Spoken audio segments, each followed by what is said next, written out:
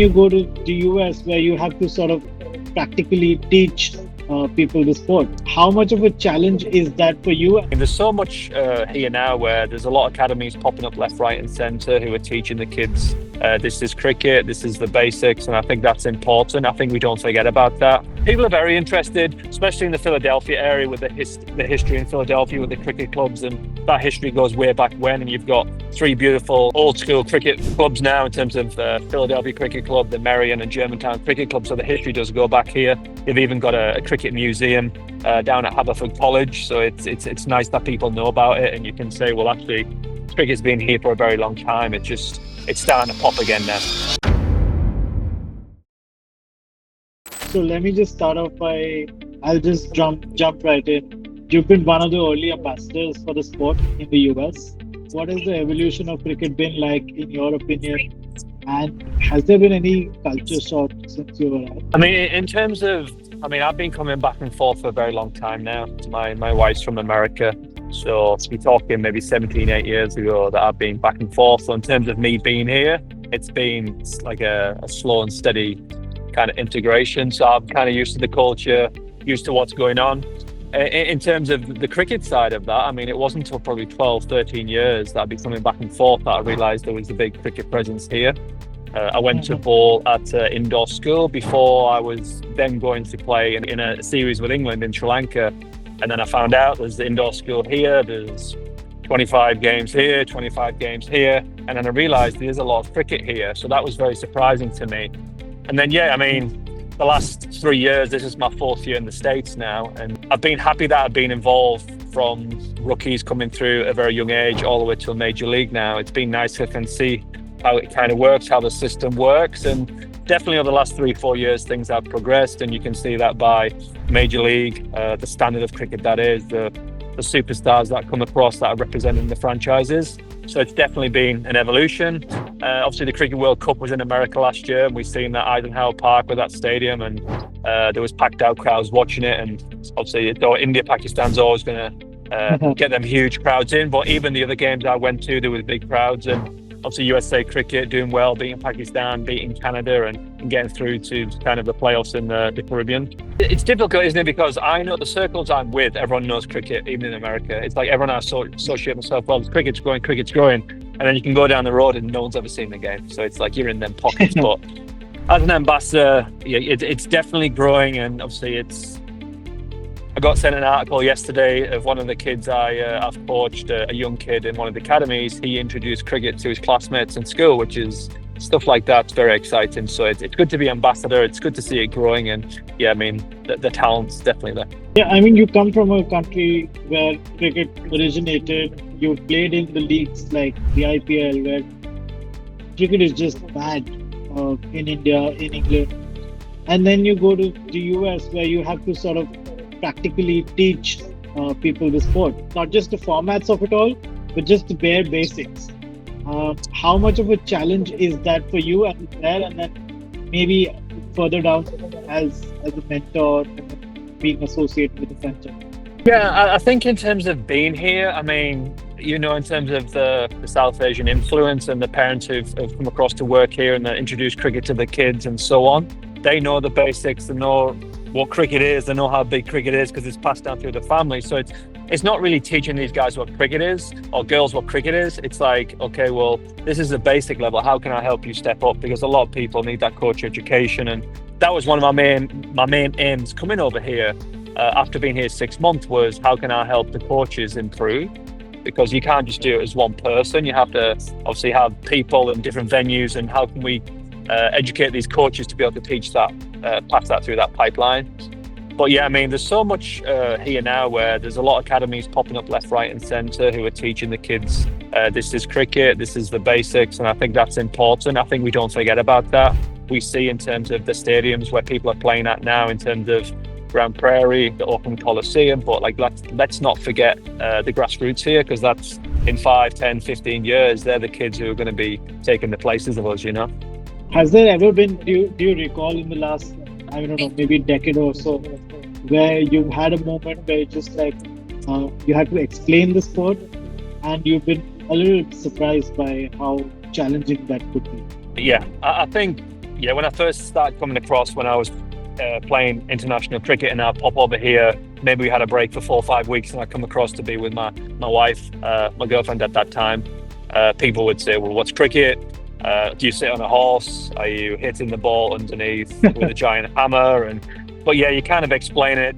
I kind of go by the rule. It's like baseball, but a lot better, a lot quicker. You can score 360, and yeah, a pitcher, even if he's having a bad day, he doesn't get thrown to the bullpen. He has to stay on the pitch and face the crowd, you know. But yeah, I mean, my wife does a really good job of explaining it to Americans. To be honest with you, I normally pass that over to her. I'm saying you can break it down. But a lot of people are very fascinated, and I think when people realise that's where baseball came from, was cricket, right? It's like this is where it first started, and that's the America's oldest, newest ball game, right? That's the hashtag line. People are very interested, especially in the Philadelphia area, with the history in Philadelphia with the cricket clubs, and that history goes way back when. And you've got 3 beautiful old school cricket clubs now in terms of Philadelphia Cricket Club, the Marion and Germantown Cricket Club. So the history does go back here. You've even got a cricket museum down at Haverford College. So it's nice that people know about it, and you can say, well, actually, cricket's been here for a very long time. It's starting to pop again now. I was speaking to Venki a couple of days ago, and he mentioned that one of the tricky parts also is not just about educating, but also sort of making people understand that cricket is not just the test cricket where everyone used to think that there is lunch, tea, and then now you've started with a T20 format. It's not necessarily baseball kind of stuff, but it lasts like 4 hours and then you can go home, rather than staying like watching for 5 days and maybe you don't get a result after. Yeah, 100%. I mean, I'm so far removed from the red ball and the white clothing, right? I've not played in that kind of format for a while. So when I'm explaining to people, they might come back and say, "Oh, isn't that game lasts 5 days and you can still draw a game?" I'm like, it is, but the way that the game's going in terms of where people want to watch the game, it's, if you're explaining to someone who doesn't know cricket, it's like each team gets to bat for 120 deliveries to score as many runs as they can. And I'm guaranteed in baseball, you average, 3-4 home runs. In cricket, you probably see 25, 36s throughout that game. The ball goes into the crowd. So you're always engaged in it. The ball's moving around a lot. So yeah, I mean, it's short, it's quick, it's fast. And then you can even hit them with you got the T10 now as well. That's so quick, that's so fast. But in terms of educating people now, it's cricket's in the Olympics in 2028. So like, it'd be great. My role is I'd love to educate more people and get them more interested before that Olympics comes and before cricket's in the Olympics, because I'm sure if that's shown on TV and you've got India playing a game, they'll see how big them crowds are and how crazy in love the crowds are with cricket. So it's yeah, I mean, the short format's the way forward, especially here. It'd be a long few hours explaining test cricket to someone who doesn't know cricket, you know. Yeah. Which brings me to, you reach the foundation level of setting up the sport at the grassroots. How do you build that so you have long-term success of the sport in the US, which is also goes hand in hand with the growth of the MS? So for me, when I first came across here, I think kind of my role is like a Swiss Army knife. A lot of people involved in cricket is exactly the same in America, because there's not enough people on the ground to do one thing. You have to kind of spread yourself thin a little bit. But my role was to be an ambassador, to play Major League Cricket, to play minor league cricket, be like a national development coach, but also work in a local academy to help build that. And kind of no fault of its own, and just the nature of the beast is there's not many coaches who kind of know what they're doing. A lot of it was very helpful parents or helpful volunteers who were helping the kids. And I kind of thought, well, how can we improve this? And one of the things that I started leading Plunkett Cricket, LP Cricket, is because I want to educate the people to become coaches. So we set up an online platform where you can go and do your coaching courses. There's 3 coaching courses there. We want to be able to put through people, okay, let's do this properly, because sometimes it's hard to get like the coaching development from USA Cricket to come to your doorstep and to teach you. We wanted to put an online platform in place so people can start their journey and feel like they're getting heard and they're on a process. They can see themselves getting better and better, and they feel like they're climbing up that ladder, rather than do a course and they sort of stop the kind of stale for a year or two before they get seen again. So that was a part of what I was doing. Let's put a system in place. Let's get some coaches coach.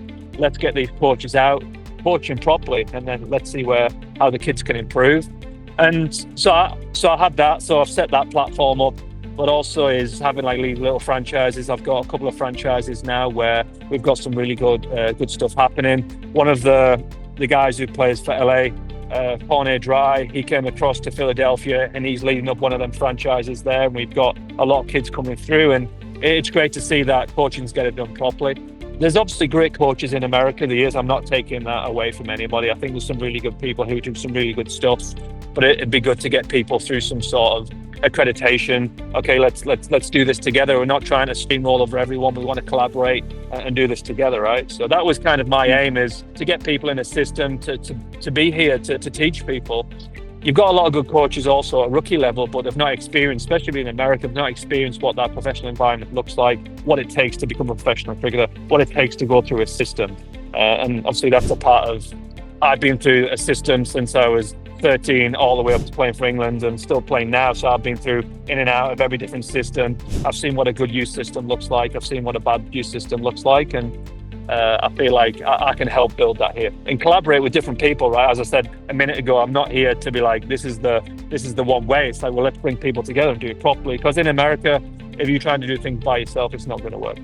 Picking up just from there, you have the coaches, you have the intention. So one challenge obviously is the infrastructure. You don't necessarily have the pitches, you don't have the grounds, the facilities to make these players big. Especially in the US, it needs to go through the NCAA system. It needs to be followed at the lowest level, but you need to have good grounds and stadiums. Yeah, it does, and it's obviously going to take time. I think people have said this a lot. I think MLC have also said this. The guys who I know there, Justin and Josh and all these guys, if cricket was played on a football field, then we'd be flying, right? It's but it's people only know this way. They've been playing on these wickets on AstroTurfs with dodgy run-ups and dodgy outfields for a long time, and they love the cricket. But people are trying to build grounds. They're trying to put the right wickets in. They're learning from people's mistakes, and it feels like it's going in the right direction. And as you said, with MLC playing on some great venues, if you look in the last few years, obviously Grand Prairie is one of the nicest grounds you'll play at here. I was there with San Francisco on a training camp a couple of weeks back, and it was immaculate. It was beautiful, right? Like, you could come from IPL and play on that, and like, this is really impressive in terms of the outfield. And I think it's just going to take time. What would you say is the most important or the biggest factor that can help MLC grow into more global respected league? I mean, from an Indian perspective, the timings are very different. So that is one challenge, because a lot of the leagues tend to focus a lot on the Indian market just for the eyeballs, just for the broadcast revenue that comes from.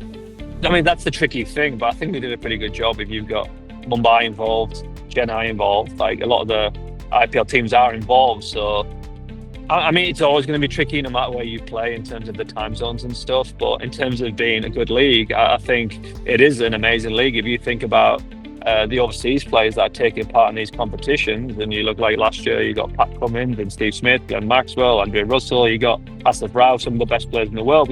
Indian players obviously not allowed to be involved in that, but in terms of recruiting the other best players, I think they're doing a great job. I really do. Yeah. And also now you're looking at, as I mentioned a bit ago, Grand Prairie, you got Fort Lauderdale, and now you're going to be playing games at the Auckland Coliseum, which is going to be amazing. It's going to be different playing there, but a lot of history in terms of sports that are being played there, in terms of baseball, NFL.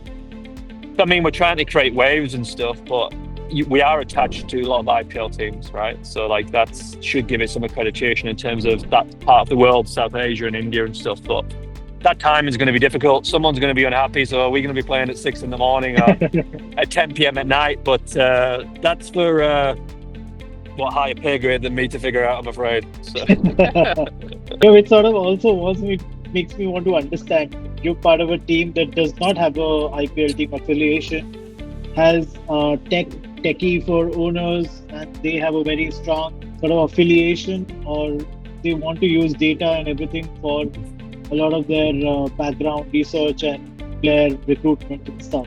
Where do you stand on that, and how has the journey been?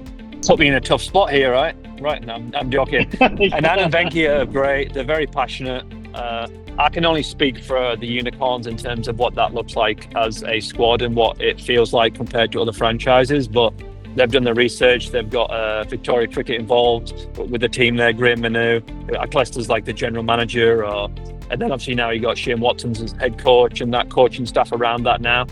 And yeah, you've got the guys who I think they class themselves as the mad guy in terms of the data analytics, but I think it works in terms of sometimes it does work in terms of you get the stats and you pick teams and stuff. I think it works. What they did well last year, where we got to the final, we didn't quite creep over the line. I think they did really well. They offered the coaching staff, this is what we think is going to work. This is what we think in terms of data, what matches up, what doesn't match up. And I think they'll get all that information when it comes to Watto and the team, and they'll kind of take that information on board and then use it to how they pick their team.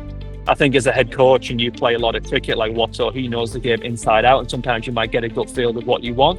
So I think it's amazing that you can use that research, but also have the experience and the class of Watto's brain, how it works in terms of a cricket level and picking teams, having them both together, it will work. Are you a big believer in data and using that for decision making? I think, sometimes I am. Yeah, 100%. I mean, it's there for a reason, but I also think you can beat experience. So I think having both, if you have both, then absolutely. So I believe it. But I think it's going, it kind of makes sense, isn't it, with Anand and Venki and stuff, and us playing in the open Coliseum where the money ball was and how that kind of works, and it worked for them guys. It's a kind of a cool story, right? Like, it's a really cool story. Yeah. But I believe it's both. I think you use both. I think it's you do use that data, but also you use the knowledge of experience and the eliteness of what's on the team. Lastly, what excites you about the potential of the Unicorns franchise and its place in American cricket's future? I really enjoy the last 3 years, how we put the team together, how the guys have recruited, how the coaching staff works. I think it's felt. Sometimes being here the last few years, it's tricky because in terms of even the training, me being in Philly, but when you get there and you're in that environment, it has felt as professional as anywhere else in the world. It felt like I could have been dropped in an IPL team, or I could have been dropped in a county or even in a big bash in Australia. It feels like it's well put together, it's well organised. Whatever hurdles we've got in terms of what does that ground look like in terms of practice, what does that outfit look like? The guys have done an amazing job to bring everyone together. They've selected the team well. They've given youngsters a chance. They've given youngsters a chance to perform. And it feels like a well put together organisation. I can only speak for us. But in terms of everyone else, I feel like we're one of the better franchises in terms of how it's organised and how it's put together. I think they've done a really good job, and I'm excited for the future. And Anand and Venki and the team there are growing it properly. They're doing it the right way with the right people, and it's very exciting. All right. Thank you so much for giving your time. Thank you so much. No problem. Thanks. Thank you.